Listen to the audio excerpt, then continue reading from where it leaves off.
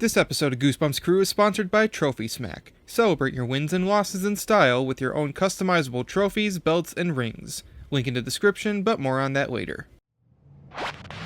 The most thrilling, spine-tingling series ever.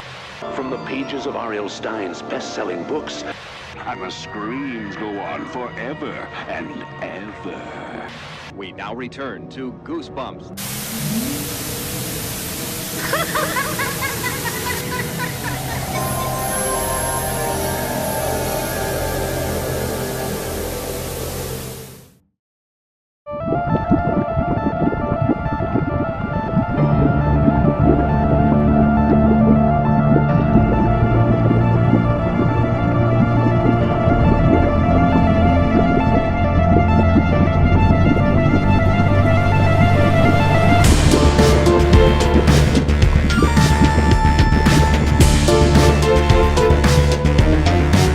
Greetings, Goosebumps fans, young and old, big and small. Welcome back to the Goosebumps Crew Podcast. As always, I'm your host, Isaiah Vargas, also known as the Goosebumps channel on YouTube, Twitter, and Instagram.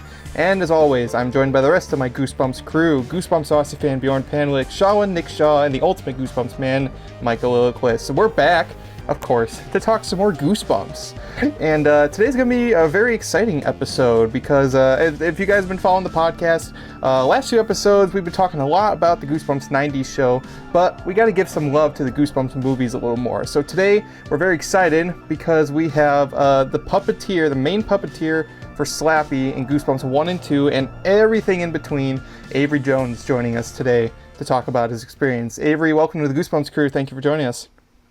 Happy to be here. I don't know. It's actually a very convenient day. 10 years ago today, I flew to Detroit to work with the puppet builders to mechanize the Slappy puppet before we started shooting. So I on to the day 10 years ago, I was just getting started in all of this and had no idea what was coming. So. Ooh, and what came was pretty big. Yeah, 10 years already? It's crazy to think this movie is 10 years old. I remember seeing the trailers in the movie theater. It feels like just yesterday. Yeah. It's already been almost 10 years. Dude, like nothing more exciting than that. There was nothing more exciting than the hype surrounding that movie and the trailers. And I remember like sitting there with my family. And it's funny, we were actually seeing Star Wars, The Force Awakens, when they showed the trailer before it. And all my family, just because like my entire family was in the same row as me, and they all kind of just turned and looked at me as soon as like the Goosebumps trailer popped up. They're like, that was my family with me too, because I saw it before Minions, I think. Yep, same. And yep, my whole family just. Same with mine. I was like, yep. He's geeking out. He's geeking out now. He's tweaking. It was great, and we're definitely going to talk about the Goosebumps movies, and of course, like just the hype surrounding it because that was just so big at the time. But before we get into all that, if you guys are not following the Goosebumps Crew Podcast, then what the heck are you doing? Because if you are a Goosebumps fan, then you are definitely going to want to tune in. Not only are we four of what I consider some of the biggest Goosebumps fans on the planet, and we talk about Goosebumps topics, whether it be books, movies, TV shows, all the time, but we also have some incredible guests like Avery Jones here tonight, but we've also had guests including Cal Dodd, Scott Wickware, Tim Jacobus, Kai Eric Erickson, and many, many more. So if you guys love Goosebumps, make sure that you follow the Goosebumps Crew Podcast on YouTube, Spotify, and Apple Podcasts. All right, so let's talk about the first Goosebumps movie. I just subscribed. Good. Yes. Thank you. Marketing worked. No, and we're going to talk about that hype surrounding that Goosebumps movie because everybody was talking about, and we've talked about this before on the podcast, but there was plans for a Goosebumps movie as far back as like 1997. And there was so many different concepts, many of which I wish we could have gotten, including a Welcome to Dead House adaptation that would have been directed by George Romero, the master of zombie movies. Man, why didn't we get that? That would have been so cool. Only one can dream. There was also another plan for one directed by, I am blanking on his name, Tim Burton. My brain was switching to Tim Kobus for a second, but no, it was Tim Burton was going to direct a Goosebumps movie in '98, I believe. Unfortunately, because Goosebumps sales were declining at the time, it was the tail end of the 2000s, and Harry Potter was brand new, so that was kind of taking over Goosebumps' role as like. Do we know what that script was? Do we know what his story was going to be? Do we know what Tim Burton that might have been? I'm not certain because I think one of the biggest issues was they were trying to figure out, well, how do we do a Goosebumps movie? Because they're like, do we do an adaptation of one of the books or multiple books? Do we make an original story? And it was harder too because you also had the TV series because that was already doing like, the adaptations of singular books. So that was kind of a mystery of what they were going to do. The only one that we know about specifically what a plot was going to be was the George Romero one. But we never saw any R.L. of Stine's these. idea of using the haunted mask though as its own movie. That was the one he said if he could pick any to make a movie about, it would be the haunted mask. Not a bad pick. Not a bad pick at all. But unfortunately, we didn't see any of those movies. We went years and years without a Goosebumps movie, and I think it wasn't until almost 20 years after the beginning of the Goosebumps books that we started hearing news about a possible Goosebumps movie, because Columbia got the rights for a film adaptation, and I think they got all the rights because the new show is also by Sony. So they got the rights to do a Goosebumps movie. And it was about 2013 that we started to hear hints about a Goosebumps movies coming out. It's in pre-production. They're meeting with all these people. And then eventually we found out that the main star was going to be Jack Black. And I remember little 12-year-old me was like, Jack Black in Goosebumps? It was a little weird. I mean, I knew this guy from like Nacho Libre and Kung Fu Panda, and he was like, this is going to be the guy who's in the Goosebumps movie? I knew him from Tenacious D, so... I remember... No, if it was more like that, that would be interesting. But, and then news came out, and I think the first time I saw it was when it came to Comic-Con. Comic-Con 2014 was the first official reveal of the Goosebumps movie. You had Jack Black, you had director Rob Letterman, and Avery, you were there because you were doing Slappy's first ever appearance in terms of the movie version. Most terrifying moment of my life. Yes, most terrifying moment of my life. I did find on your channel today the teaser from that Comic-Con. I've not seen that since I was there and under the table and upside down and trying to watch it. So I was so thrilled that that's somewhere archived in the world. So yep, absolutely. Whichever one of you guys is behind that, I appreciate that very much. Awesome. Yep. I don't know how I came across it. I think it was uploaded by someone on Vimeo, and it was just such a mysterious video, and it was marked as like 2014 Comic-Con trailer, and I was like, no way. And I opened it, and it was the Comic-Con trailer, because that was secretive. They did not release that publicly. Right. I think somebody behind the scenes probably archived it somewhere, and then somebody re-uploaded it. But that first teaser was interesting, because it had, I remember when I first saw it, instead of like the purple and orange text that they used for the trailers, it was green and black, so it was much more Goosebumps colors. And they even had references to certain Goosebumps books, like Go Eat Worms. I think they had like Go Eat Worms on the shelf, and then the worms were coming out of it. And they had like monster blood, and monster blood was seeping out. Right. It was very faithful to the books. And it had Jack Black doing his thing. And I mean, I could imagine that like everybody seeing that trailer was just like, whoa. Man, because it was interesting. Man, like I remember like messaging 100 different people like after I heard they revealed footage, and I was like, "Were you there? Were you there? Were you there? Does anyone take just a singular still photo that I can see?" Like, because it was just obviously we wanted a little taste of it, right? The ones that couldn't see it. So we were just, I was going crazy messaging people. And then one girl actually did message me, and she said she entered some competition on that day and she won like a t-shirt.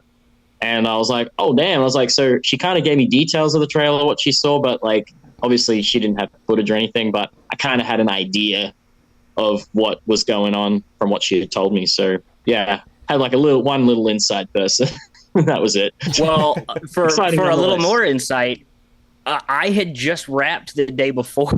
There was there wasn't a big turnaround on that. That was kind of a last minute. They were the whole back half of production. They were like, we could do Comic-Con. Are we going to go to Comic-Con? And so they asked me very, very late. And then the last day of shooting was all Slappy on green screen.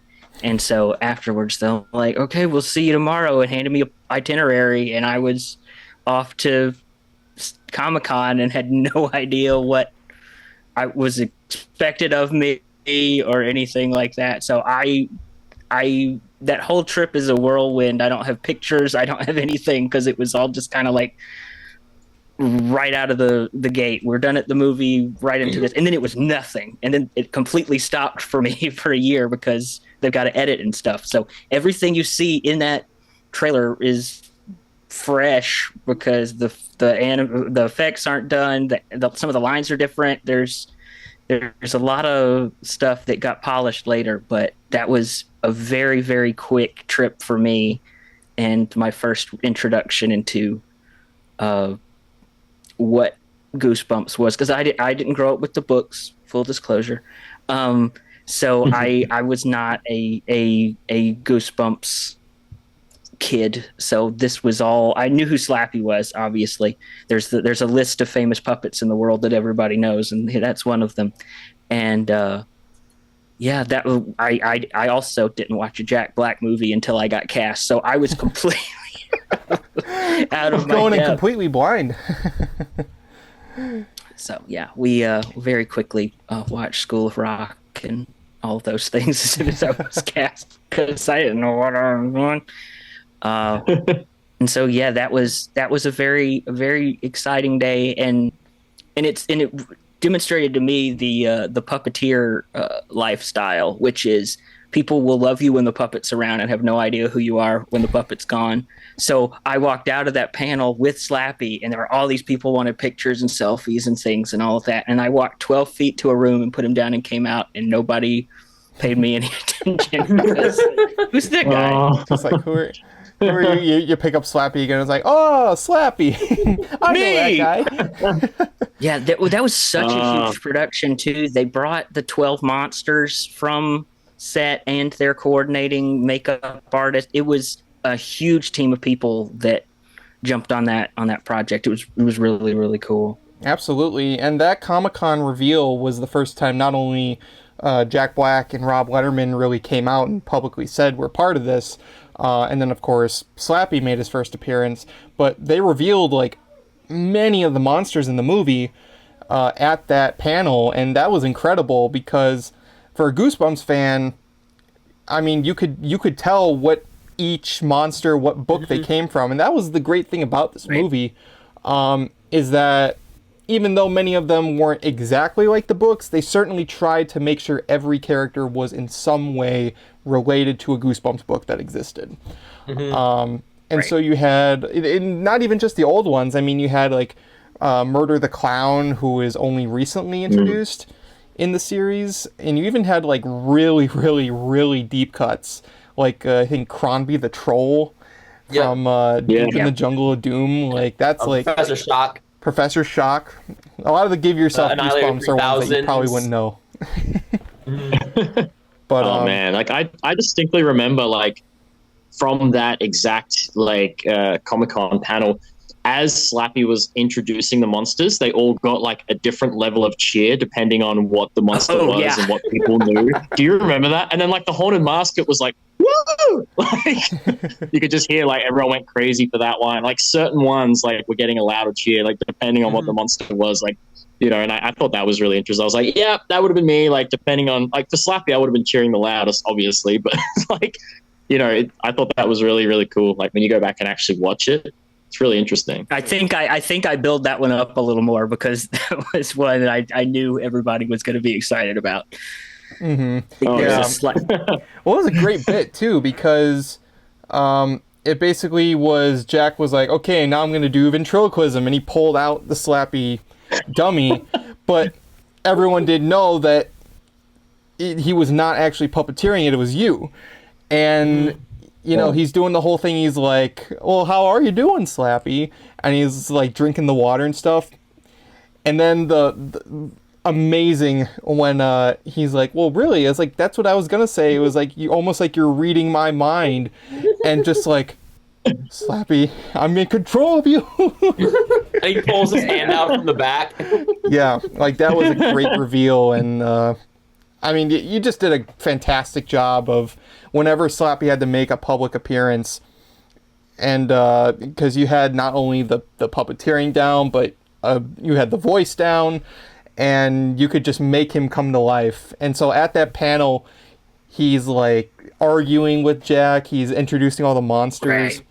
and a really good sense of humor too, because it was so like, ladies and gentlemen of Comic-Con, Jack Black, other guys.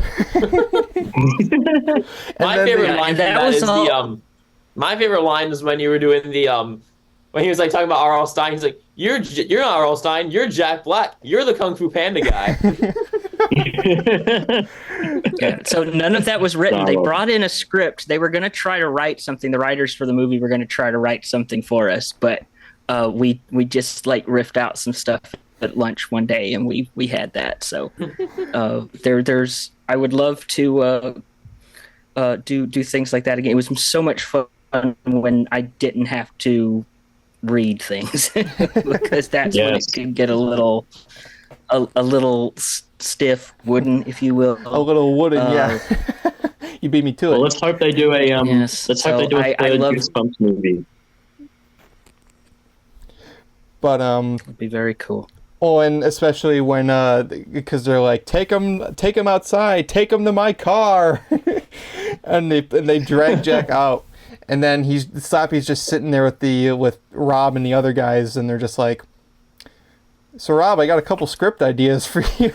He's like, are you sure you don't want to hear them? It's like it's so cool when like, especially during the like promotional run, how Slappy was almost kind of treated like he was an actor in the movie. Mm-hmm. So you would just get him doing interviews with Jack, and they would just be sitting together. It's not like it's just Jack and then Slappy's just sitting there, and they're asking them both questions. And I just remember there was one where it was like, it was Jack and Slappy together, and it's you doing Slappy, but you're treating it like he's, it's just him. Right. Mm-hmm. And they're just asking him questions. I think they ask him, like, Slappy, like, what monster would you, like, do you have any crushes on any of the monsters? And he's like, the Haunted Mask. He's like, and Jack's like, oh, really? It's like, we got a thing going. Don't spread that around. Yeah, he's like, don't spread that around. Yeah. Have you seen the set photo? There's a picture of the actress that played the Haunted Mask, like pecking Slappy on the cheek on set one that goes around. They're like, this is the movie we could have had. Do it like a romantic comedy. It's a little that's better just some laboratory weird than Goosebumps Twilight. fanfic that's out there. Oh, I know. That's definitely has to exist somewhere in the world, in the dark recesses of the internet. Now, what would you call that if you shipped it? Would it be like happy or happy? Yeah, happy.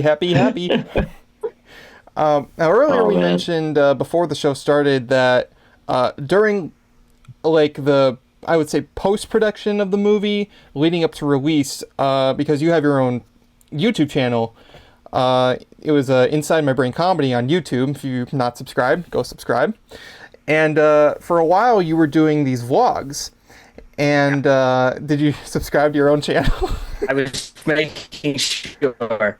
Yep, making sure you're subscribed. Making sure people are subscribing. It's like, you better do it. No, but you did these vlogs.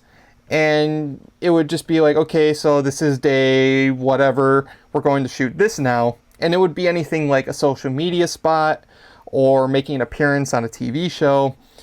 And those were really cool because we got to see into your experience working on that project. And it was, I mean, you were doing a lot. There was a lot of like Slappy appearances on TV and radio and social media. We've talked about in the past, one of them that we really liked was when you were on, was it the Neil Patrick Harris show or something like that? Yeah, it's called Best Time Ever, yeah. Yeah, and it was Jack was there like up in the rafters or whatever, and he was just kind of doing his thing, and then all of a sudden like Slappy comes out and he's like, Jack, are you not going to tell him about our new movie Goosebumps? And then both Jack Black and Neil Patrick Harris both faint. They're like, Slappy, oh. And then I love that. Slappy just That's goes like, my favorite. Me! Yeah. That was great. No, that was great. That was an incredible experience. Yeah, just getting to be alongside That Jack was Black and Neil Patrick Harris. Yeah. And we shot, that was shot at Kaufman Astoria Studios in Queens in New York, which is where Sesame Street films. So I was in one of the Sesame Street puppeteers dressing rooms that I, as a nerd, I know these things. And so I'm sitting in, Big Bird's dressing room waiting for this live show thing that I have 2 lines on. And the B-52s are next door in the next dressing room.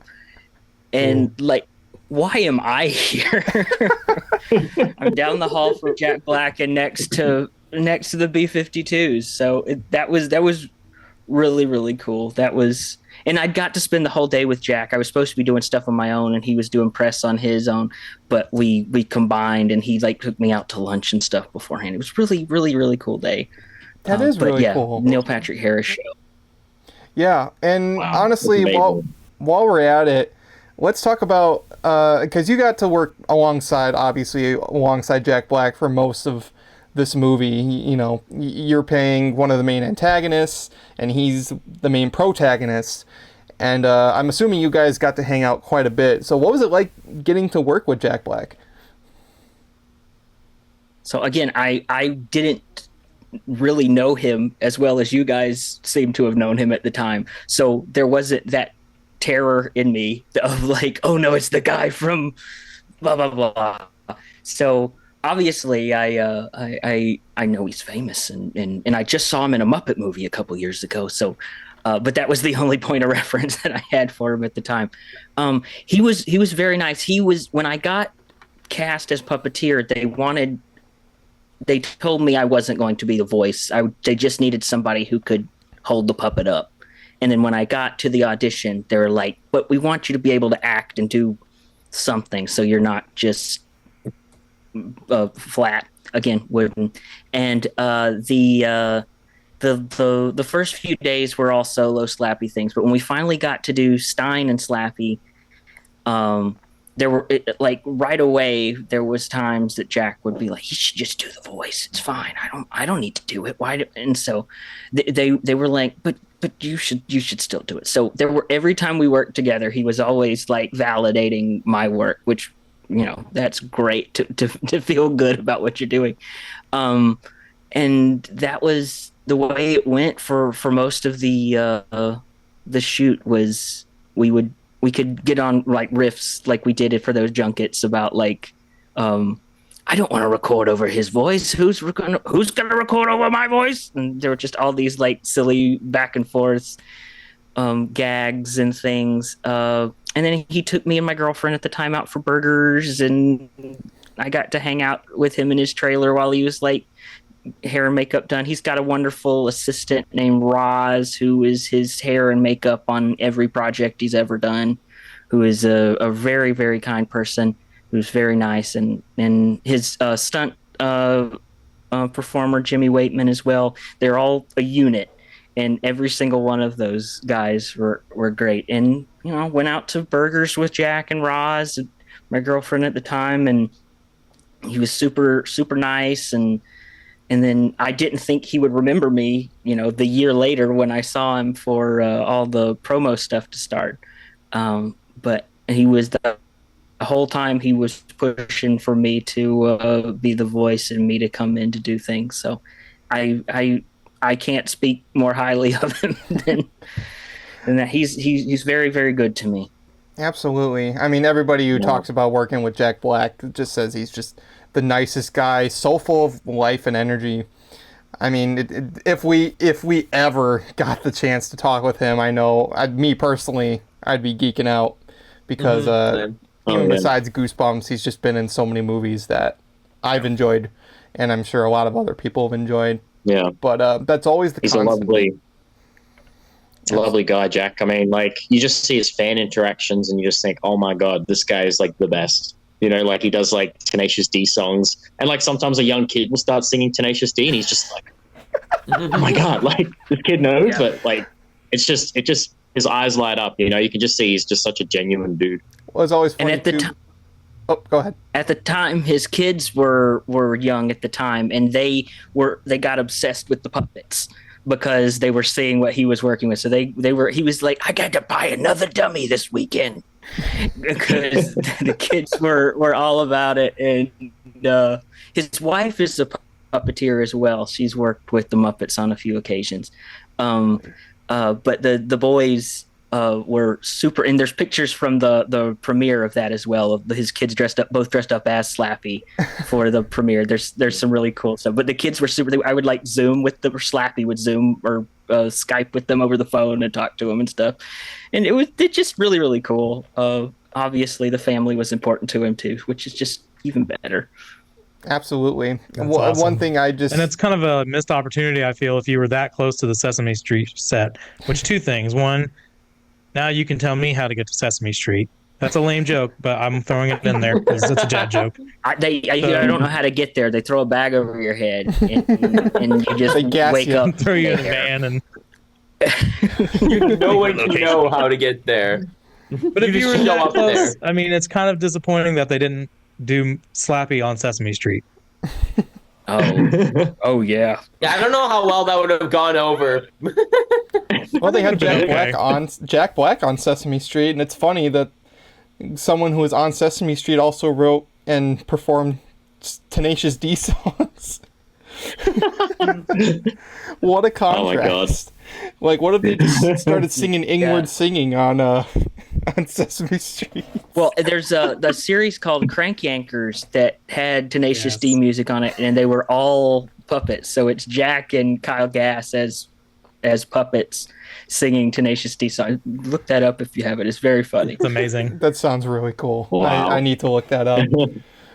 But I mean, everybody's talked about. I like how we talked earlier, though, too, about your not making Slappy so wooden and actually having to bring that character to life, because you could definitely tell from both movies, like, it felt that way, like when he was brought to life, like he was alive.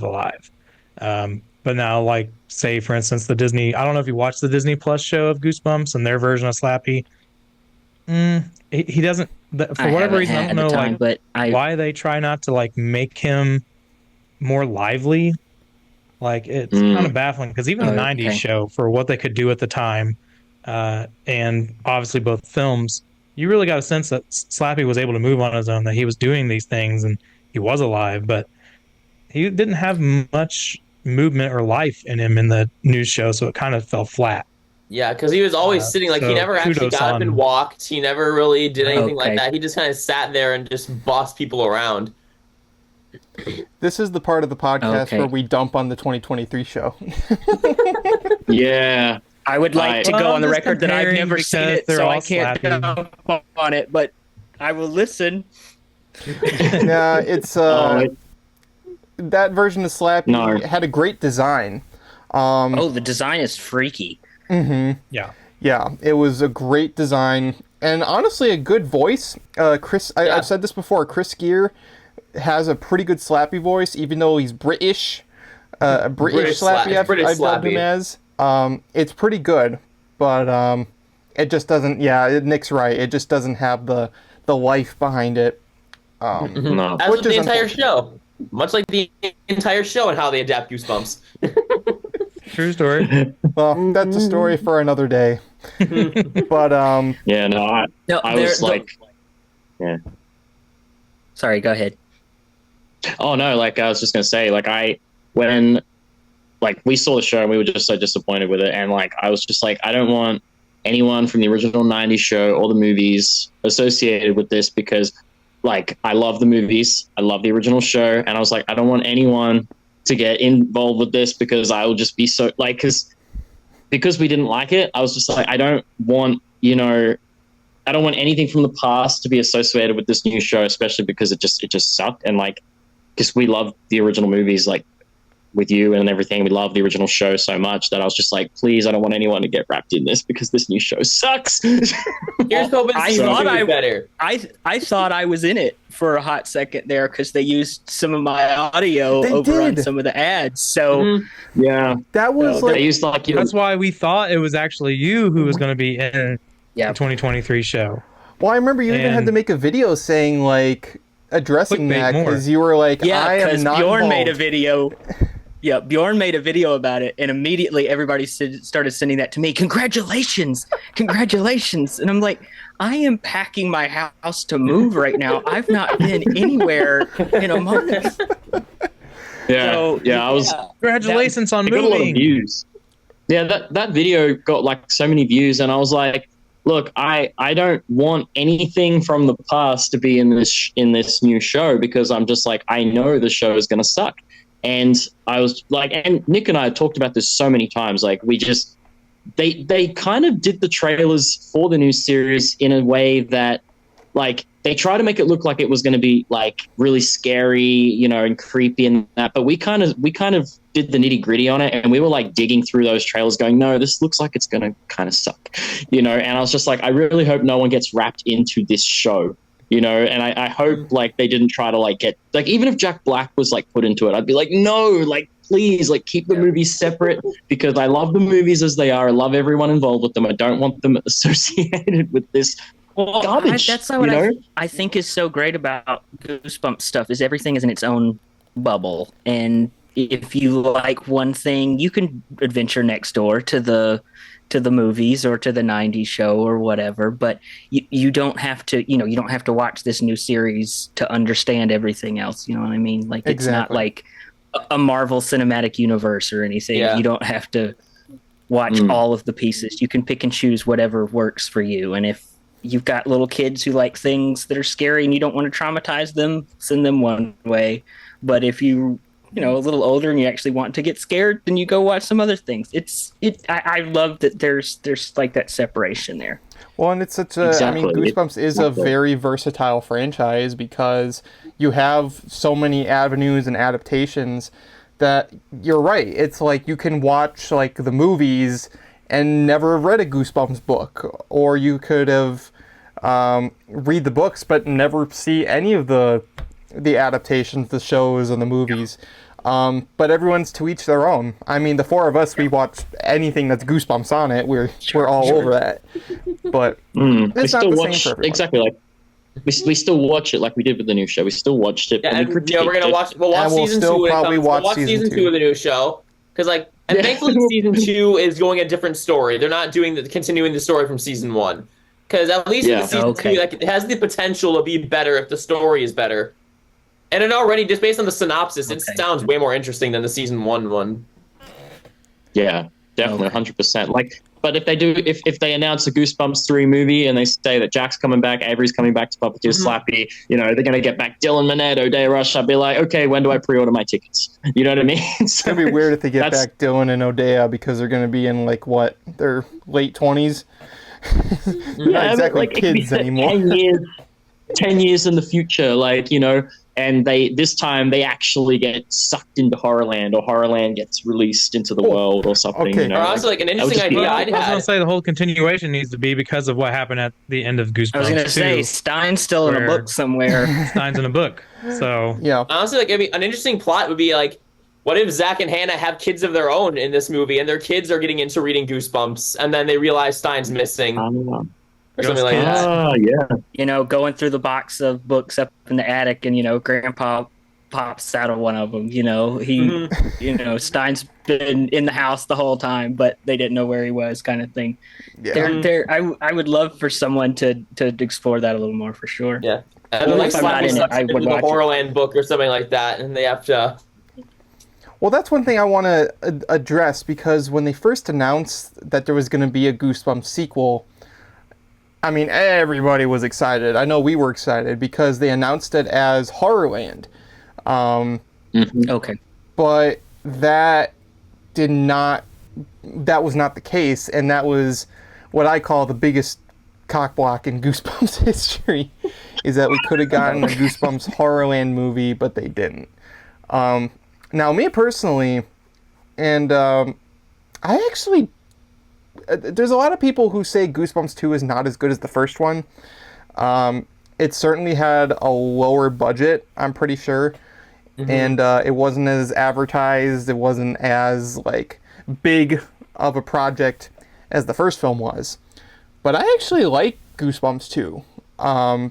And I think it was a pretty decent Goosebumps story. I like that it's more Slappy-centric. Slappy is definitely more of a main focus in this movie. And I just thought it was a decent Halloween movie. It definitely has a lot of Halloween. It takes place on Halloween. But you have, like, the decorations coming to life. It was a pretty decent idea.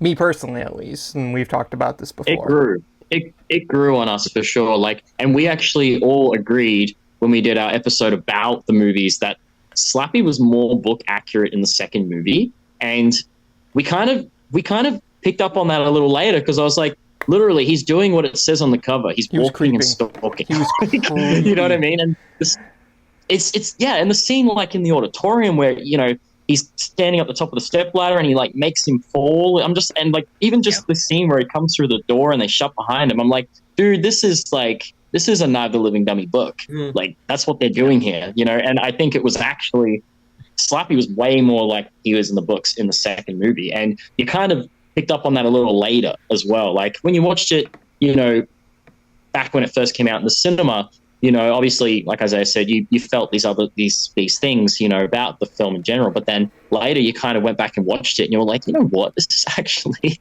so amazing. I feel like I'm reading a Goosebump book, but seeing it on the screen. Yeah. So, yeah, no, I really liked the second movie. It grew on me big time. I think it's actually more like a Goosebumps story than the first movie was. Even though the first one felt bigger and everything, but I still think it felt more like a Goosebumps story. Yeah, although it's a shame they replaced Slappy with so much CGI and the pretty crappy looking CGI, but... Yeah, that's the thing about the first one, is that I'm pretty sure Slappy was fully practical for just about all of the first one. I believe there's 3 shots in the first movie where he's CG, and it's always for a specific reason. And then when we were doing the second one, he pops up CG quite a bit, even though we filmed all of that stuff practically. I don't know technically why they made that decision, especially in the introduction scene to Sonny, in that he's on the couch with all the stuffed animals. There's a couple of really ugly CG Slappy shots in there. Yeah, like where he stands up, he's like, "You brought me to life." I think they just did it to make him more animated, to make him move. Yeah, stuff. We had a team of 4 on that one versus the team of 2 we had on the first movie. So we were able to do footsteps and arms and things like that, and we would try it, and then those were the times that he turned into CG Slappy. So I don't know if that's who made that decision. My favorite shot that we did for the movie is him on the windshield of the car, and he's half CG in that whole sequence. It's like 4 shots, 2 shots of the puppet and 2 shots are CG, and it screams how different it is. Exactly, especially when he's like pounding on the windshield. I believe that's the first shot that's fully in 3D, and you can just see it. Like, it's not, they didn't even try to hide it. And CG is always going to be inferior to practical, because practical, is physically there in real life, so it doesn't look fake. CG looks fake. The CG in the first one was more, it's there, but I think it was integrated a little better. It wasn't as noticeable, and definitely you have to have some CG for, the much bigger creatures, the abominable snowman, the werewolf, the praying mantis, because unfortunately there's no giant praying mantises in real life.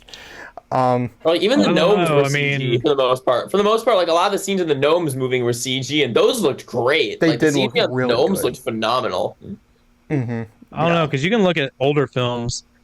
We talked about Godzilla prior to starting tonight's podcast. I mean, that's one right there. I'm wearing a Godzilla t-shirt, just FYI.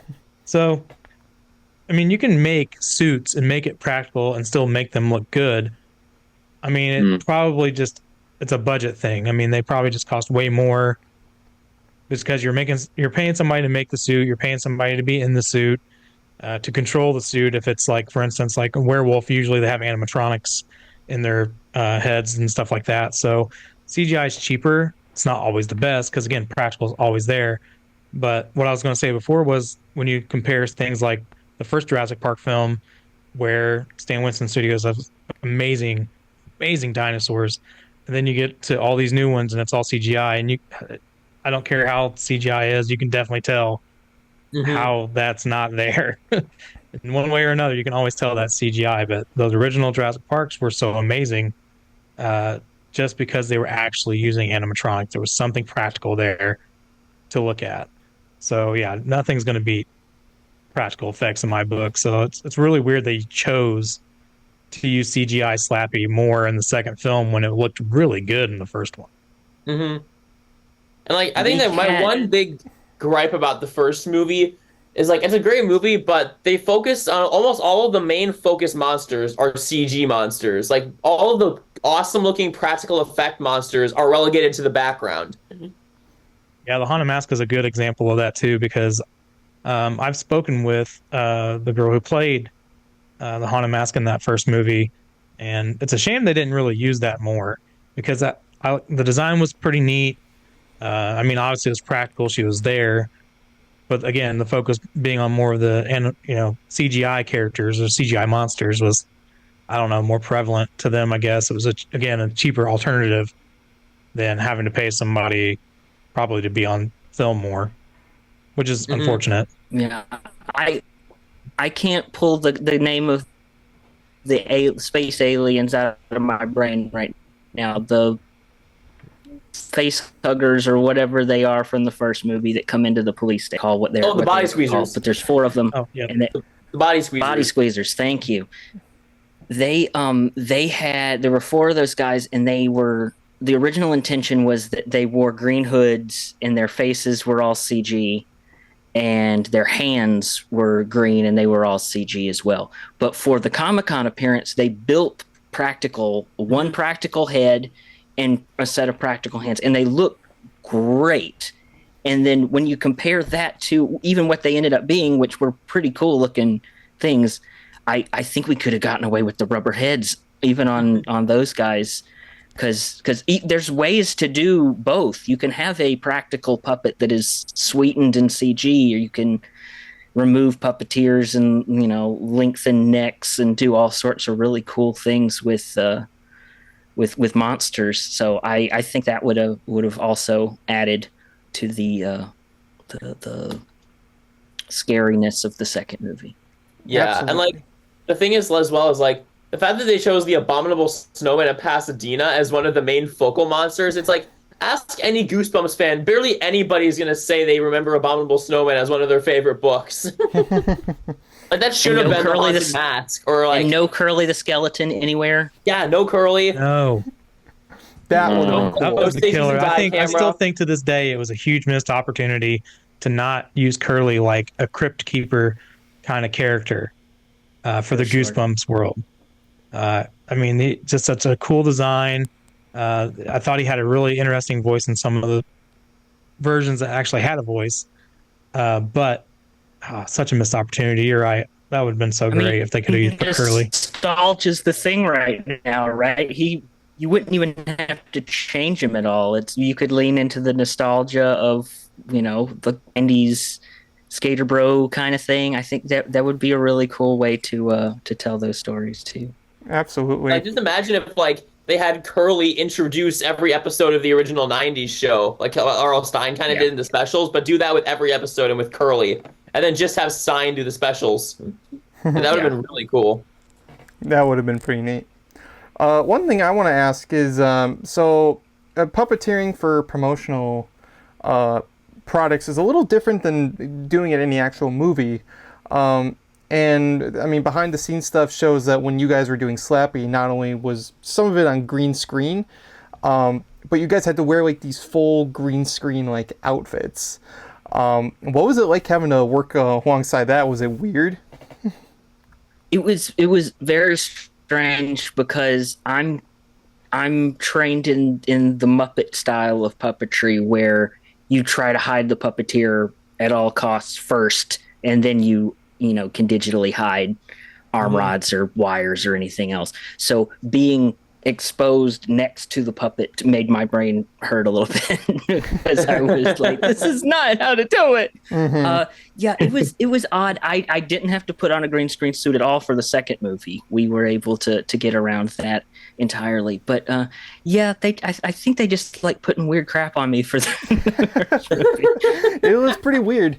Because I got my microphone is on a headband right here as well, so I got this weird mic pack thing going on, and I think it was all a prank. I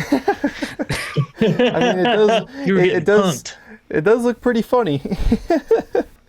I like to watch those behind the scenes stuff they do for like when Andy Serkis or Mark Ruffalo have to do their mocap suit stuff. And it looks absolutely ridiculous. So kudos to actors who can actually like get beyond the goofiness of how these things look and feel to actually bring out a performance either of themselves or in this case Slappy, because I don't know how the funniest one you will ever see. The funniest one is for live action Beauty and the Beast. Emma Watson is a princess and she's acting along this thing. It is the weirdest like rubber. It's horrible. Oh my god. It looks more like a beast than the actual beast. Yes. So if you need a laugh or a little bit of a scare, there's another thing to look up. You should put that in the Goosebumps 3. Definitely look that one up. The Abomination. Goosebumps 3. Oh man. If they do a Goosebumps 3, I'm hoping it's either Horrorland or it's somehow camp theme centric, like set up something. More Monster Blood, yeah. Like I'm still hoping they do a Goosebumps 3. Like, I really, really want them to. I mean, I know the new show, they're kind of working on that, but like, why can't we have a third film and still have the new show? Like, why can't we just get they got a giant unresolved cliffhanger at the end of the second one that's I guess it's going to join the ranks of like the Super Mario Brothers movie as cliffhangers that will probably never get resolved. Well, I was told on set of the first movie that they had 5 scripts ready to go if this one did well or something like that. Wow. So I don't know what those are or where those are, but the number I was told was 5 ready to go. So I don't know if that will ever show up anywhere, but I know the second movie was pitched from concept to finished film in like 10 months. So they moved really quick on number 2 compared to the first one. So there's chance out there. Well, and again, I mean, they changed it from one concept to another in a relatively short amount of time. So it almost makes you wonder if there was some sort of like issues behind the scenes with trying to really land on that script. Which, I mean, makes sense. Sometimes movies, go through drastic changes behind the scenes and in pre-production, but yeah, still would have really liked that Horrorland movie. I mean, my theory behind while we were filming, we would get a new draft of the script every week or so that Stein was in this one. Stein wasn't in this. So they would, I think it was Jack Black availability for the most part. Stein couldn't be part of the story this time. Yeah, and it shows in the second movie because we talked about this in an earlier episode, but Jack Black's involvement was weird because he was filming Eli Roth's A House with a Clock in Its Walls at the same time. So he had a bigger commitment to that than Goosebumps 2, and that's kind of why it was up in the air. But he technically does make an appearance in a way smaller role. Doesn't really contribute much. I'm willing to bet that maybe most of his scenes were probably reshoots. Because he's just kind of shoehorned in. He had 3 days on principal photography, but he was outdoors they're leaving at the end of the movie. They're leaving the Tesla lab.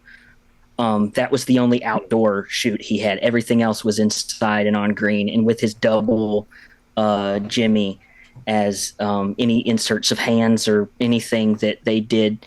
To even one of the lines are different that when he talks to Slappy. So Mick, who doubles Slappy in that movie, also doubles Jack in that movie and drops a couple of extra lines of dialogue for Stein that was different than what we actually shot. So you hear him talk off camera, and there's different lines there. So that's interesting. I mean, I know Mick is probably the person that can imitate Jack Black the best.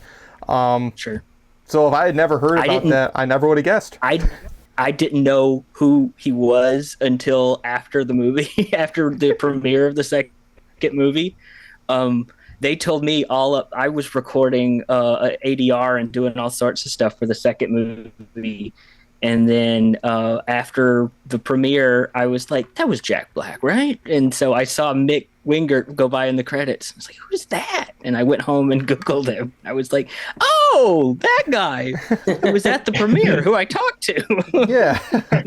No, that was weird because, even the promos, the promos had, they had you doing the voice, which was always weird because the trailers and the promos were always your voice, but the actual movies were Jack or Mick.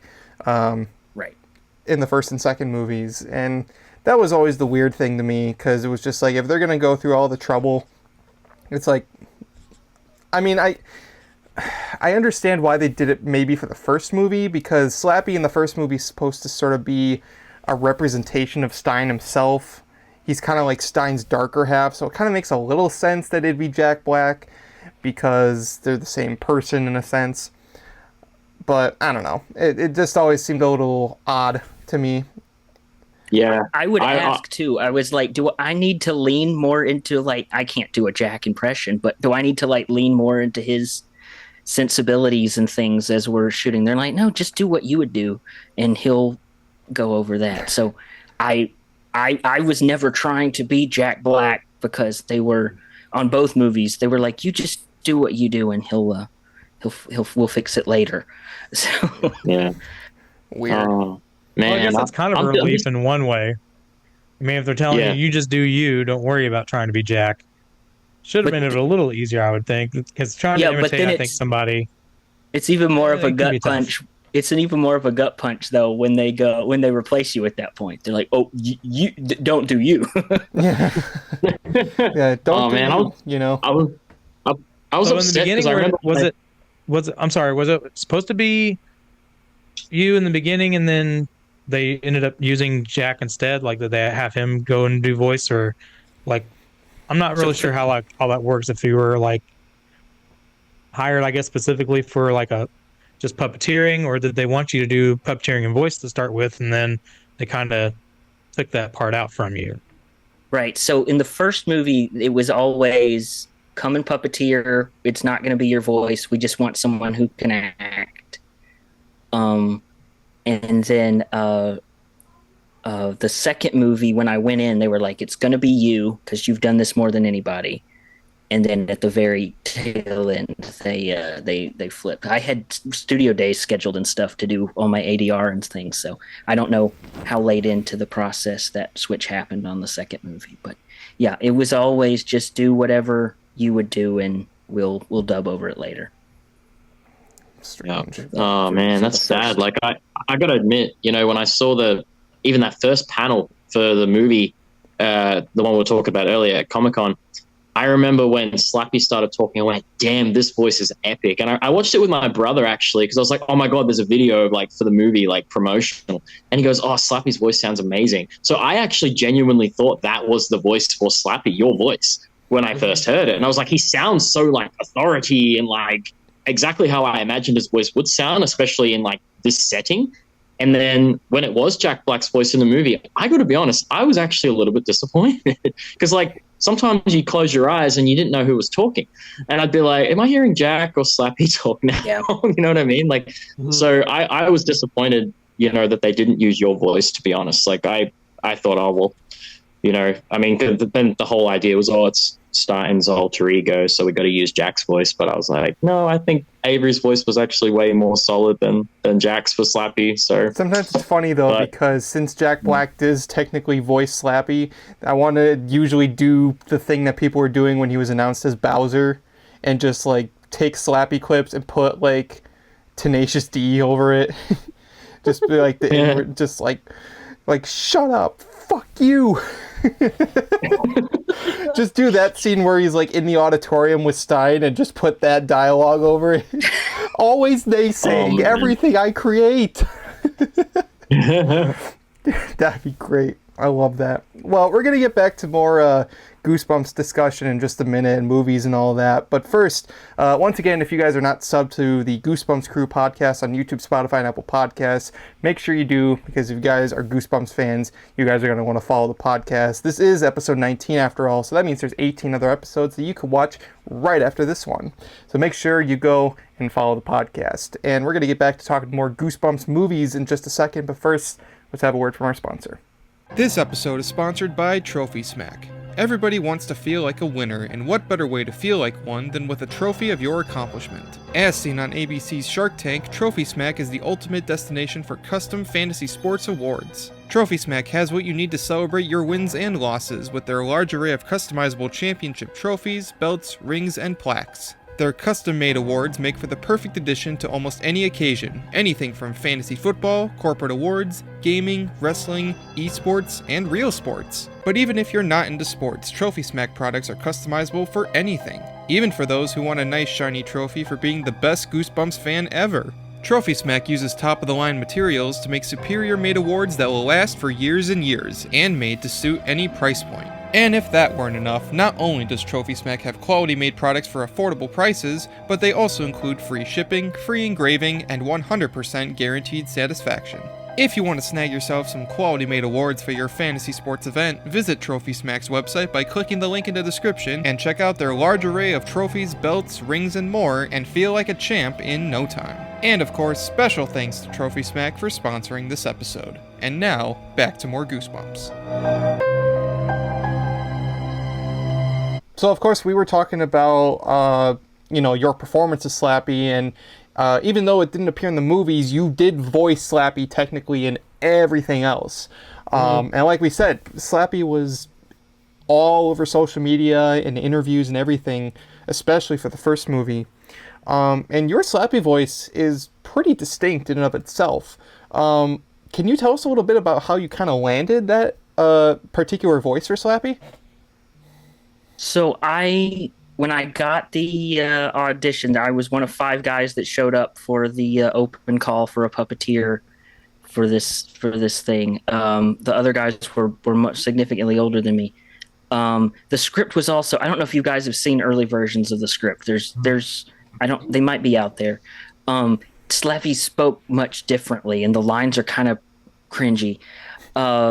There's some he also only speaks in the third person, so there wasn't a whole lot. The first line I had was Slappy's so happy and he's free, and I was just like, how do you make that freaky. So I was just trying to do the scariest voice. I was just trying to pull the scariest thing. I wish I had a story about like I studied everything and I was finding the scariest voice ever. No, I was trying to make the script spooky because on its face it was not. I got those somewhere. I'll see if I could find some of those and share. But it was just a voice. And with puppetry, there's a rule of you don't want to stray too far from your actual voice, because if you're going to be doing something for hours and hours at a time, you don't want to stray and you don't want to hurt yourself. So I didn't go too far from where my voice actually lives, because I was worried if I was screaming and doing stuff like Mark Hamill does for Joker, it would, I'd blow an eardrum or something, and I wouldn't be able to sustain it. So luckily, the first voice I picked was the right one, and then the laugh didn't come along until later. But the voice itself was a happy accident because the script was odd. Yeah, it's weird. The idea of Slappy having to speak in the third person is really weird. There's that line in particular sounds like it came out of Sesame, you know what I mean? Like, well, he also sang in the original draft of the. So as the monsters are tearing the high school apart, Slappy's sitting out in the haunted car, like listening to the radio, and it's a song called Superstar by Peggy Lee, I believe. But it's like this love song, and he's just like rocking out in the car to this while the monsters are tearing the high school apart. So honestly, a lot changed. I feel like Slappy probably would do that if he was feeling like super carefree. He would just kind of be chilling while. Oh, it's very funny. I think it's very funny. I just don't know if it's the moment to do that at that point in the movie. See, I feel that's another missed opportunity with Jack Black being very musical, that like they didn't have. And maybe that's what they were trying to. Maybe that's what they were trying to do. I'm not sure, but I did it for 2 nights out in the cold in my green suit, and I've not seen it since. So. Interesting. Maybe one day there'll be a director's cut out there. I was gonna say that'd have been great as a deleted scene. Mm-hmm. Well, there was that deleted scene at the beginning of the movie where it was the moving van, and that the alternate opening. Slappy's first appearance was in the back of the moving van, and I mean, honestly, that is a pretty creepy opening.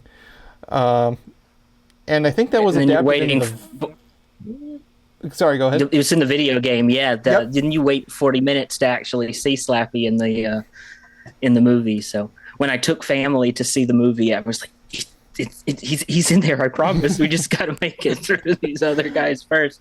Yeah, it's in the video game, because the video games and books and things get made way before an edit is finalized. So there's a lot of the junior novelization has some changes in it as well that we shot but aren't in the movie. He runs a biker off the street and yells at him out the car window and things like that. So we filmed all of that. They filmed so many things in the high school.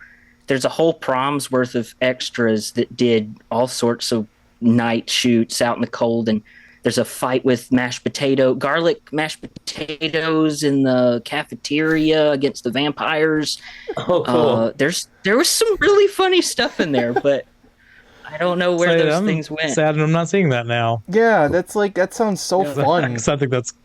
Well, that's the sad thing about it, is that they, especially going back to our talk about the CGI versus the practical, is that the CGI monsters, while they look good, they definitely take more of the center stage in the movie. The Abominable Snowman, the Werewolf, the Praying Mantis. I think the Graveyard Ghouls are the only practical makeup monsters that are kind of given a little time to shine. But a lot of the big costumes are saved for the big school scene, and many of them are just kind of in the background. And that's really kind of upsetting, because you'd want to see many of these in the spotlight.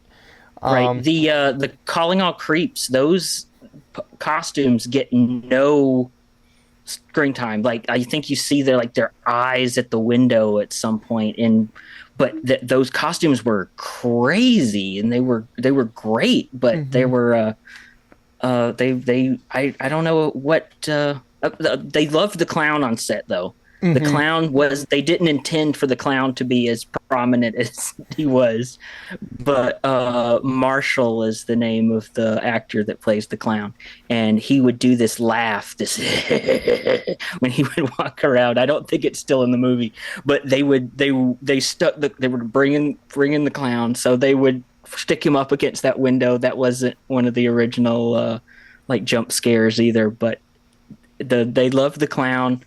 And I'm trying to remember, there was something else on that movie that I really loved. The Mummy doesn't get his time to shine either. That was a beautiful. He was a rubber mask, and he had this great like sculpted gold chin piece. Those were the puppets, the Slappy puppets that I worked with, and the body squeezers and the mummy were all made by the same company. So we were kind of a pod because we had the same like guys wrangling us. So I spent a lot of time with those guys, and that mummy costume is great. I don't know if that's one of the ones that's gone up to auction. I know one of the body squeezer aliens went up for auction a couple of years ago, and the performer bought it. The extra that they hired for it bought it, and it's in his living room now. Good. So good. Very. So good. They did a lot of auctions of costumes and cheerleader uniforms and things that didn't get a lot of screen time in the movie. The typewriters went up at some point as well. And a couple of the manuscripts that went out for auction at one point too. Okay, I know. A couple of the manuscripts were giveaways for some fan sweepstakes thing for the first movie. There was a gnome or two that went out. And I know where one of the gnomes is. Yeah, I think I do too. Yeah, I got him. And I got the coach. I also got the coach's costume too, the coach's wardrobe. Oh, okay. And that was by mistake though, because I did another podcast years ago, like probably like 9 years ago. And one of the guys was like, oh yeah, I won some like costume thing off the coach, but it just kind of sits on a box. Like, can I just send it to you? And I was like, oh, okay, yeah. Like, so he just sent it to me, and I was like, oh, awesome. So I ended up with the costume and the Lorna, but I also got one of those gummy bears from the second movie premiere. Someone managed to grab one for me. Yeah, that's really cool. So, but yeah, just wish that some of those, because they did such a great job. I mean, the makeup on that movie and the prosthetics, the costumes was just incredible, and you just kind of wish that. You know, they got, and of course you can't have every single monster get a scene because the movie would be like 3-4 hours long. But you just kind of wish that all the hard work gets more. I wish there was another way. Wish there was another way to showcase it, because there were a lot of people that worked a lot of long nights on both movies. There's some great monsters in the second one as well that I don't think you see at all. Didn't you do that group other puppeteering for other monsters besides Slappy in the second one?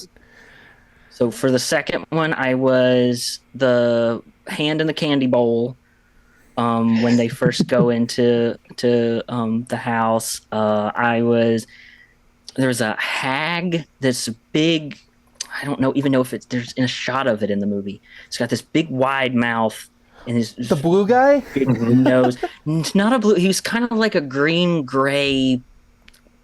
Yeah. I don't know how to describe him, but I did that puppet for a couple of nights in around Mr. Chu's house. And then there's a blue troll or something that's in the Fred's pharmacy store that I did. I feel like I did something else as well, but that might have been it. I love the blue I did a lot troll. of. I love he's just like, Mwah. And he's great. Were those he's got like. Yeah, it's just like I'm sorry. Teeth in there, yeah. Were those balloons actually blown up at Mr. Chu's house? Because like the scene in like the daytime with all the balloons, like I know that obviously it was a CGI monster later, but were they actually like? Did they blow up that many balloons for like that day shot? So everything on the ground was real, but everything on the house was not. Okay. So if there's all those coffins and things in the front yard, those were all really there, but the balloons were all fake. I remember thinking, damn, how did they blow? That would have taken forever to blow all those. Yeah. There was a lot of it. That would have been like the sequel to Up. It just like all those balloons on the house, and the house just gets up and flies away. Yeah, like one of my, like, speaking of like the practical monsters from the first movie and stuff, one of my favorite practical monsters from that movie were the jack-o'-lanterns from Attack of the Jack-o'-lanterns. The pumpkin head that we got in that thing was awesome. Like the skeleton face and stuff, and how like tall it was. Like that was just a really cool design. One of those guys was at Comic-Con, I believe. One of the really, or maybe it was the premiere. Yeah. Two great suit performers. They and those still existed. Those were in the archive that they could have pulled over into the second one as well, but they didn't, which I was surprised by, because it's a pre-existing monster that we know will exist in this world. So surprised about that. But yeah, the I forgot about the skeleton, the jack-o'-lantern skeleton. That guy was cool. Mm-hmm. Like it's a shame though, like that the sequel didn't include the haunted mask a bit more, because it's a Halloween movie, and the haunted mask would have been like a perfect shoe-in. I know they kind of had the ogre mask, which is kind of supposed to be that, but yeah, I think that was the idea of it. It's a shame they didn't include the actual haunted mask or the old man mask or something like that. Well, that also raises the question of there's Goosebumps merchandise in this world, right? There was the mummy from the first movie you can buy as a costume at the pharmacy. So there's got to be like, aren't there Slappy dolls anywhere in the world? So there's doesn't that create some? Well, good thing Slappy didn't find them, because oh boy. That's what I want. That's what I want the sequel to be.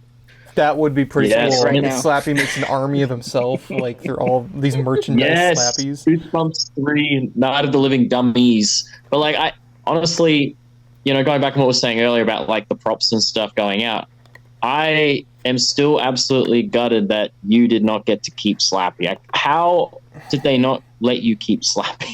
I mean, you worked nights and nights and nights and days and nights with him, and you didn't get to keep him. Like, come on, Well, I got this guy right here. This was my gift from Ironhead that produced the dummies for the first movie. They made a couple of these as test paints, so Rob could choose which style he wanted. There was one that leaned more ceramic and one that leaned more wooden, things like that. So I've got my guy here. These are hands. I don't know how well you can see the hands. The hands are screen used. When Slappy's getting sucked back into the book at the very end of the first movie, and Stein's holding on to him right before he kicks him. That's those pair of hands. Those. That's really cool. That's cool. So when I watch the movie, I'll go, Avery got those. Yeah. I've seen them. There's a pair of eyes and eyebrows, and I got his jaw and his flower and his real bow tie and stuff in here too. I do have this, but not an actual functioning puppet, which is disappointing. There was only one for the first movie, though, so I understand they don't want to let that. I think I told the story on the podcast before, but many, many years ago, when I was a sophomore in high school, I took a class trip to L.A. and for my film class, and one of the places we went was we took a tour of Sony. And the first stop we went to, and this, keep in mind, this was February 2018, so this was the same year that the second movie came out. Okay. And we went to this prop room, and there was all sorts of props from movies. There was like the stuff from the set of Seinfeld, there was Ghostbusters props, Spider-Man props, all sorts of stuff. But they had a little section for Goosebumps, and they had one of the lawn gnomes, I believe the manuscript for Abominable Snowman, and like a little poster of the Goosebumps movie. And I was just like in awe. I was just like, whoa, this is like really cool.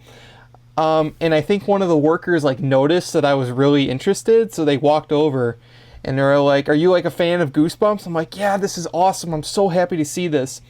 And she was like, well, usually Slappy would be sitting in that director's chair right there.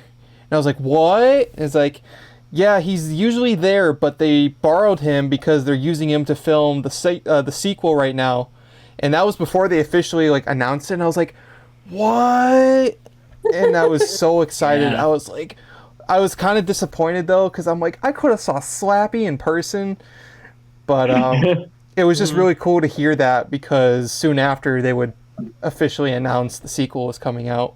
I get people that send me pictures of the Slappy in the archives there, in the chair. So it was very exciting to me. I'm really glad he's not in a box somewhere. That they're at least, he gets some attention. That's great. Yeah. First teaser, go for it. Yep. No, the first teaser for Goosebumps 2, I remember, because I remember me and Bjorn specifically were like super excited, because I believe they said, oh, the first teaser for Goosebumps 2 is going to drop on this date. And me and Bjorn were talking, and we're like, we're so excited, we're going to get our first look. And it was the one where it's Slappy in the school, I think, and there's like the big hole in the wall. And it's like, yeah. You think I'm just another Hollywood dummy? Think again. Goosebumps 2 coming this October. And even though it was like very simple, we were just like, oh, so yeah, I that was the greatest. Yeah, like, because like, yeah, at that point it was all speculation. Like, are they filming? Like, what's happening? And then that teaser was like the confirmation that yes, it's happening, and it's coming out this year. Oh wow! Like, it was like, wow, it's coming out in 8 months or whatever it was at the time when that trailer dropped. So it was really exciting news. But you got to do the UNICEF commercial. Actually, I just thought about that. Yes, that was in between the two. Yeah. Well, that was a whole Goosebumps like tie-in. It wasn't even just the movie. It was like all of Goosebumps as a franchise promoting Trick or Treat for UNICEF. I believe 2017, or I think 17. It was 2017, and that was before like all the Goosebumps 2 stuff started up. That was like the first time you had gotten a hold of Slappy again in about like the 2 years since the first movie came out. And I remember, and they mailed him to my house. They shipped him to my house in the middle of nowhere, Alabama. That was the craziest thing. Yes. That's awesome. Just imagine, did they tell you about it? Because I think it'd be really cool if they didn't even tell you they were sending him. He just showed up in a box at your house one day. I don't know shipped about himself over. Yeah. I knew it was coming because they had contacted me. They, again, going back to how generous Jack Black is, they'd reached out to Jack Black to be the voice of Slappy for this campaign, and he said Avery Jones is the guy that does that, so go do that. And so they got a hold of me, and they had some footage from all of those hours and hours of things we filmed for the first movie on green screen, so they could change graphics in the back and stuff. And they were like, we're just going to have you do VO and do the UNICEF ad. But there was something wrong with the footage or something like that. They couldn't get it in high enough res or something. And so they were like, we're just going to ship it to you and contact a studio near you, and we'll have you send the footage over, and that'll be the campaign this year. I still can't believe that happened. That happened incredibly fast as well. I feel like I filmed it on a Wednesday, and it was out on a Friday or something. Really fast turnaround for all of that. Well, and that seems to be the running theme of Goosebumps stuff. I can't count how many people we've had on here that said it was just go. I think that's film in general. That's just the way to go. We got to make sure we're spending the money in the right places, and we got all the right puzzle pieces together, but now we got to go or we're burning money. So that seems to be the way it goes. But it still surprises me every time. I'm like, this could have been your opportunity. You could have been like, Slappy never showed up. He never showed up. Like you could have been like, oh no, he never turned up. I didn't get Slappy, and then that's when you could have been like stashing him somewhere. Could have been like, it's mine. Can you send another? Yeah. You should probably send like 3 more. I don't know how many of them I'm gonna lose.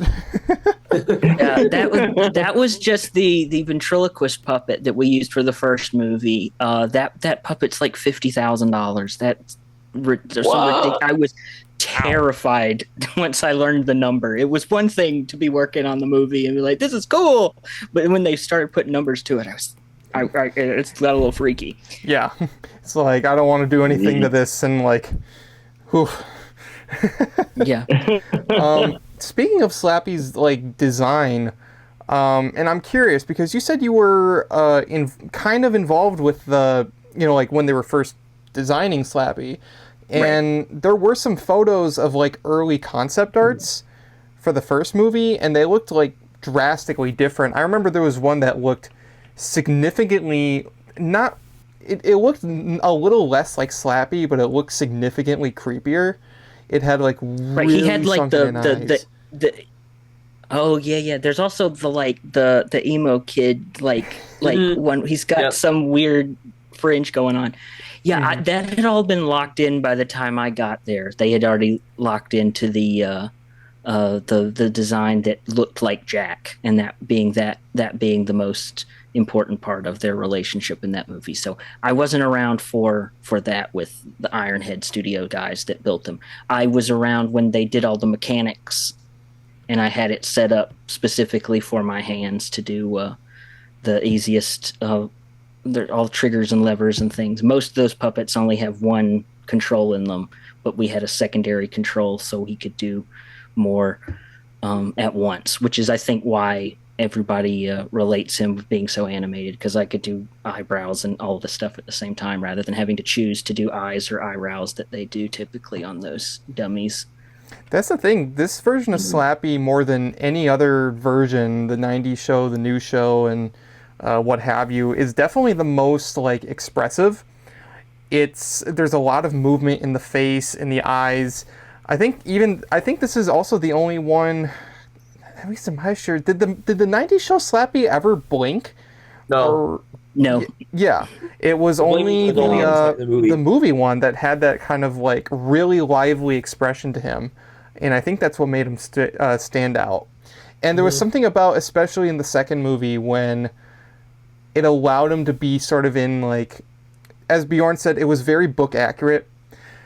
And there'd be a lot of scenes where Slappy's just kind of walking around and being creepy, especially at night. Like there's the scene where, I've talked about this before, absolute favorite scene in Goosebumps 2 is when everybody's sleeping. Slappy's like, looks like he's sleeping too. His eyes are closed. His mouth's open. And then all of a sudden, choom, and he just sits right up. And that's like haunting. I actually remember that was like creepy. I actually remember some people had some audible reactions in the theater. And it's like, I didn't expect like, Goosebumps to have like real jump scares that you'd see in like a horror movie. Holding the screwdriver when he's walking down the hallway, you're just like, oh my god, yeah, he's like gonna the flashing lights, and he's got like the very evil expression on his face with like the flashing light. And then especially the theater when he's like picking on like the kid who screwed over Sarah. And he's like, I love that they gave him like psychic superpowers in the second one, because that's very much what Slappy has in the books, but it just made him so much more dangerous. It's like, because a lot of people are like, when it comes to dummies, they're kind of like, why don't you just punt the little bastard? Like, but like if you very like true. If he has those powers where he can like move you around without even like lifting a finger, that's or turn you into a dummy. So one of the things that was great on the second movie with those animatronic puppets that were built for that is the blink was very powerful. So you'll see it several times in that movie that he's sitting on Sonny's couch and nothing's happening really with Slappy, but he blinks a couple of times, and it's eerie because he's alive and it's just this he's a little dude over there. He's blinking, and he's got the blink just became a really powerful thing. I think there's one when the kid falls off the ladder and he hits the deck, he just looks down and like blinks a couple of times, and there's something just about the little little bit of acting in the links that made it really really spooky. The little like human interactions, moment. But he's not human. It's like that second movie really did a great job of making Slappy creepy, even down to his motivation, because he wants like a family, but it's like a really twisted version of that, and he's gonna do like really awful things to kind of get that goal. Whereas in the first movie, we talked about this, and Slappy's great in the first movie, but he just kind of wants to... It's weird, because especially how Jack does Slappy's voice, sounds a lot like Mark Hamill, like in his demeanor. And he kind of acts like Mark Hamill's Joker, because he's just like, well, quoting Heath Ledger's Joker, he's an agent of chaos. Mm-hmm. And he just kind of wants to like wreak havoc and just burn the town to the ground. But in the second movie, he has like a legit motivation to do what he does, but it's creepy. It's eerie. It's like, I don't know. It's a really well done version of that character in terms of an adaptation. That scene in Tesla Tower where he's turning the mom and his eyes just roll back into his head. I was like, oh, easily the creepiest scene out of either Goosebumps movie.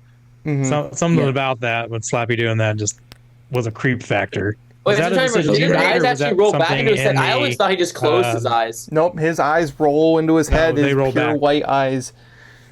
So was that something that you chose to do, or was that something that was actually supposed to be in the script?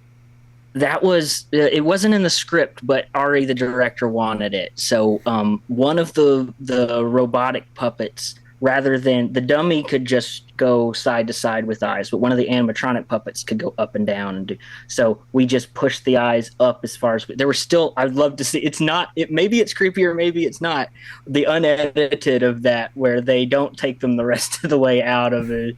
He had just like sleepy eyebrow eyelids going on during that freaky incantation.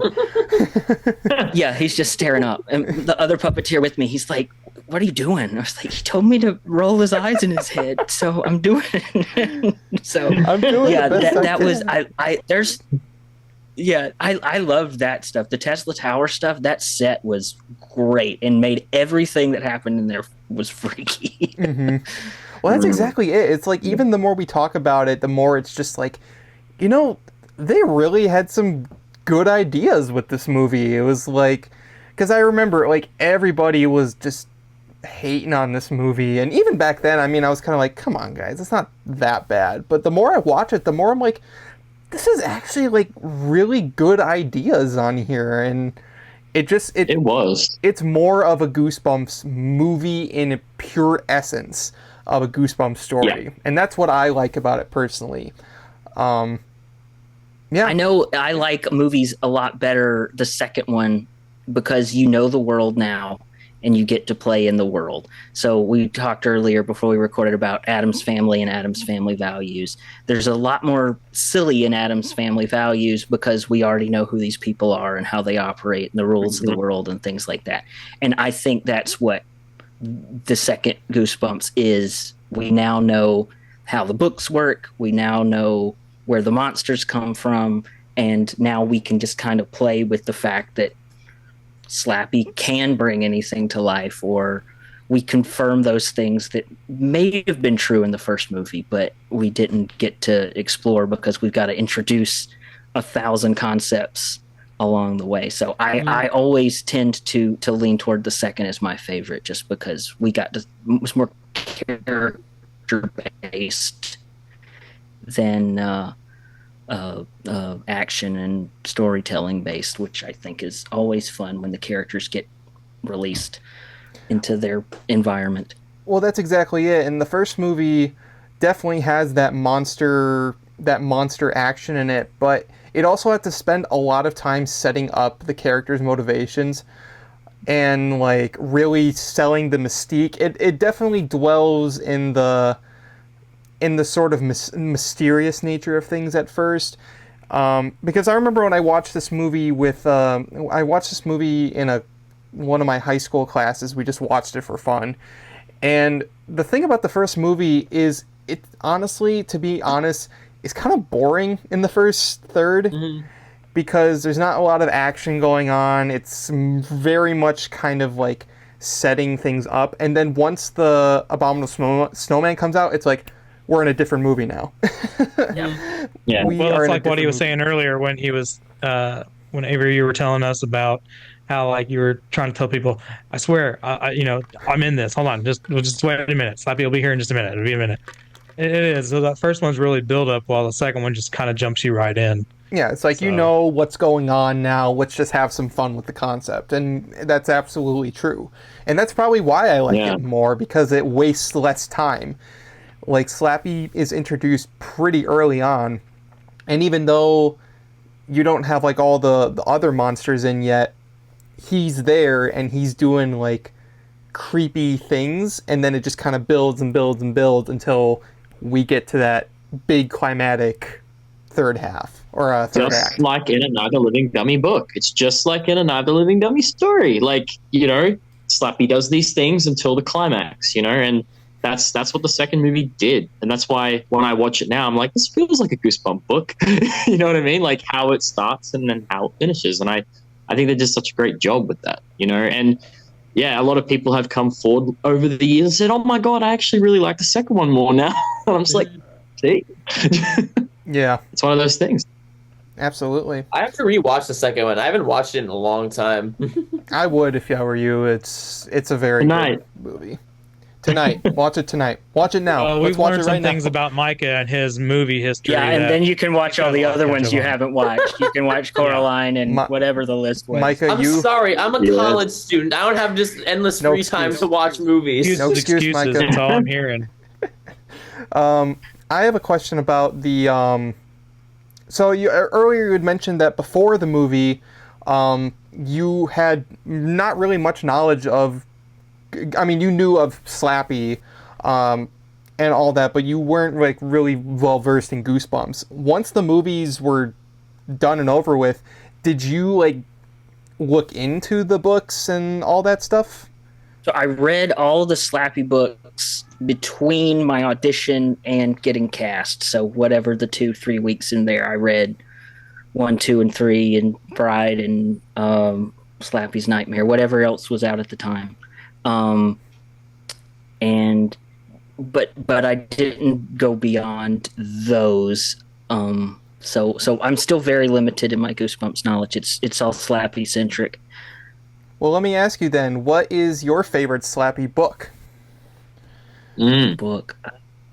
I really like the Bride of the Living Dummy for some reason. It's very funny to me, so I would say that. Mm-hmm. Actually, you want to know what I just realized? And I think we talked about this when we talked with Ron Oliver. For those of you who haven't seen our episode with Ron Oliver, director, writer for the Goosebumps 90 show, make sure you watch that. But we talked with him how it was funny because he knew Ronnie Yu. I believe he said he knew Ronnie Yu, who directed Bride of Chucky. And he said that movie came out soon after Bride of the Living Dummy. And another thing I just realized is that Night of the Living Dummy kind of follows the Child's Play with 1, 2, and 3, and then Bride. It does. Did you realize that? It does. Good thing we didn't get Seed of the Living Dummy, though. Son of Slappy. You had Seed of Chucky. Oh, no, it's a little out of order. That breaks the order. Well, that's all the dolls coming out of the factory, right? He's got Spawn of Slappy or something like that. Yeah, right? Son of Slappy. You got all the little Slappy dummies. Yeah, I didn't even realize that till just now. It's like, wow, number 4 was Bride of the Living Dummy. And also like how in the first Night of the Living Dummy, Slappy's not the main focus, much like in the first Child's Play. Chucky is very subdued and doesn't really come into play. And then 2 and 3 are very Slappy heavy. Same with how 2 and 3 in Child's Play are very heavy with Chucky. Yeah. It's interesting. That's crazy. Maybe Slappy and Chucky are more similar than we give them credit for. Well, idea for Goosebumps 3 is Goosebumps becomes widely popular again because of the events of Goosebumps 2, and they make all these Slappy dolls in a factory, and then Slappy's like, and he brings them all to life. And basically they get shipped out to all these different towns, so he's causing havoc all over the world. That would be a good, plot for another Goosebumps movie is that because, I mean, Goosebumps exists in this universe. It's a best-selling book series, but it's like, what if those books, like, were manufactured and they just brought all these clones of these monsters to life, and they just, instead of one town throughout the whole world, like, that would be an interesting movie. And perhaps in this universe there is even a Disney Plus series that we don't like very much, and everyone talks about the other Slappy's better. Yes.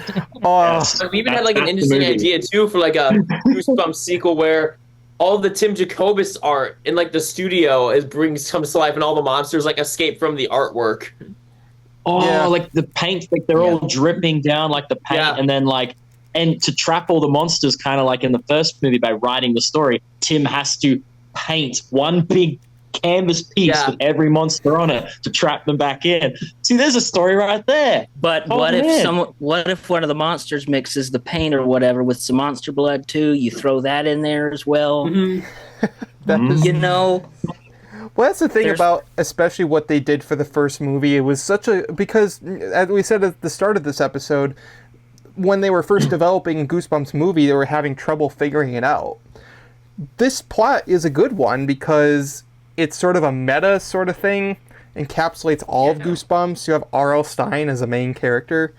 I mean, they really did choose a good plot for a Goosebumps movie, because it's either that or, I don't know, an anthology maybe, sort of like a Creep Show or something like that. Yeah. Or like I was thinking like another idea they could have done is gone like the way they do with the Scary Stories to Tell in the Dark movie, where they had like an overarching story and one character experienced a different Goosebumps entity, kind of like what the 2023 show did, but obviously more faithfully to the books. Yeah. In a way. Yeah. Definitely. I guess I have one more question to ask you, Avery. So you've obviously, we've said this already, but you've been involved with almost every aspect of these two movies, behind the scenes and all that stuff. I gotta ask, what was probably your favorite part of working on these two movies? So there's the people that worked on the movies were all very, very kind to me and good to me, especially the first movie. I have no idea what I'm doing. I'm very green to film and all of that anyway, so there were a lot of very kind people on that. My favorite is probably, not to get too squishy on you here, but on the second movie, the props team, Katrina Rice was the head of props for the second movie. She's done some great movies. You should look her up too. She and her husband, her fiance rather, were the props team, and didn't have anywhere to sit for lunch at one of the days, like a high school movie. So they brought me into the prop shop and let me hang out with them. And so that's just where I would always go once I got to the offices. And one of our holiday breaks, we were able to go to Disney World with them.